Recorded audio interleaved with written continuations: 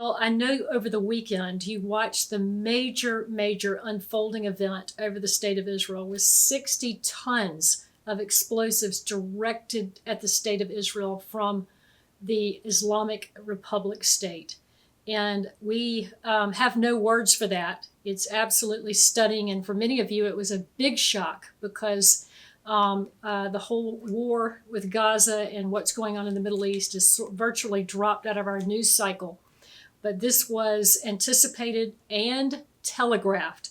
Iran let the United States know, let other nations know in advance that they would be striking Israel. And this was on the heels of an alleged strike by Israel on near the Lebanon consulate, and the top ranking military general for the Iranian military guard was struck dead. This is the first time there's been such a high-ranking official that was killed since General Soleimani. It was a very significant strike.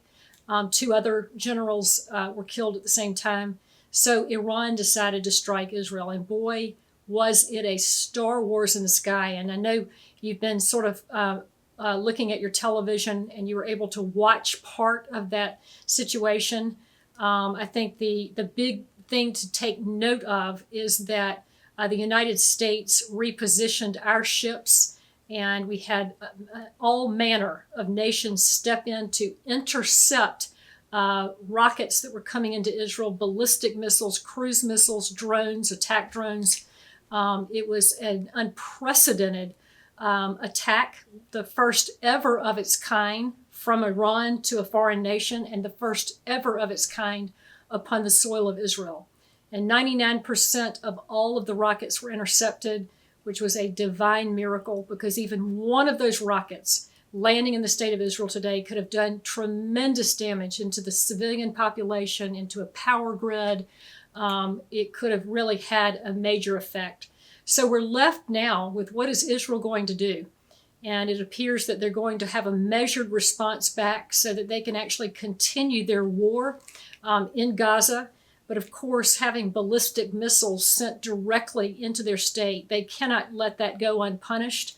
The big D word is called deterrence. And they can't afford to lose their deterrence, to give Iran the impression, or any of these Arab nations around them, the idea that that is okay and they're just going to wave that by and let that go. That's not going to work. So what is ahead is some sort of a strike by Israel in return for what just happened.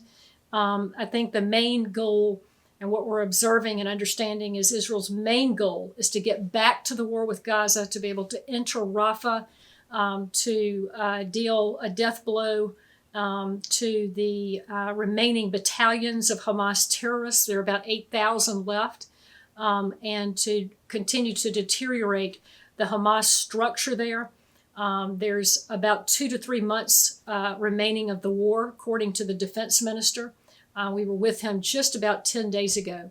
And so this is a little bit the status of where things are inside the state of Israel today. And we just want to keep you apprised and updated.